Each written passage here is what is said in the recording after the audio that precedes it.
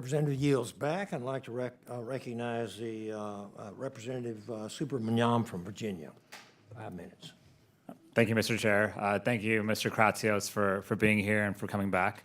I want to thank you for releasing a report. I think I had to zoom through it this morning. It's pretty lengthy, but I appreciate you putting that work into it. I know a lot of people have asked about different aspects of science and technology, and you have a pretty broad portfolio. I wanted to talk about AI specifically, though. On May 21st, the president was going to put out an executive order on artificial intelligence, and a lot of it was going to be around regulating frontier models, and there was going to be some look like mandatory standards when it came to AI models, but then that executive order was withdrawn, and then something else came out a while later that talked about voluntary standards. Could you talk about what went into that decision to withdraw that executive order, and why subsequently a less stringent policy was released? I can't speak to those details, but I am familiar with the executive order that was released, and I think it was something that very clearly articulated the importance of having voluntary commitments from the frontier labs to share their models in advance of release with the U.S. government, and leverage the talents and the skills at KC and at NSA to do evaluations relating to cyber capabilities, and make sure that when the models are put out to the public, the appropriate guardrails and protections are in place. So were you part of the decision-making to withdraw that initial executive order? In my role at the White House, I'm part of the broader decision-making process on AI policy. And do you think these these safety requirements should be mandatory, or do you think they should stay voluntary? The president's executive order called for voluntary commitments, and I think at this time that's the appropriate policy action.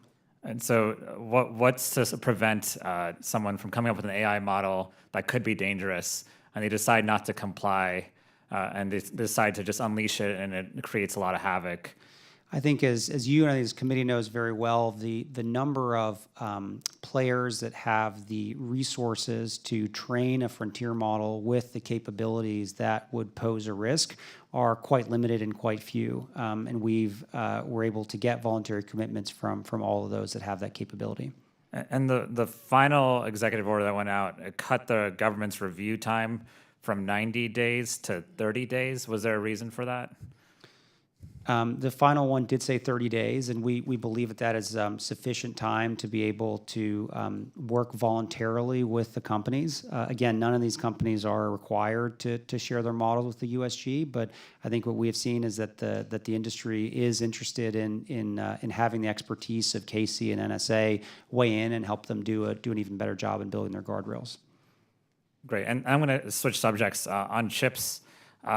We have heard about how auto manufacturers are increasingly relying on advanced chips, but obviously so does a lot of other things, a lot of other components. And one concern I think people are starting to have is the sourcing of chips, because right now we want people to source them from the United States and the U.S. chip makers. We passed the CHIPS Act, but there's a lot of companies who are now clamoring to try to source them from suppliers from China, like CXMT, YMTC, and I would love to know the administration's position on whether you think we should allow American companies to source from these entities.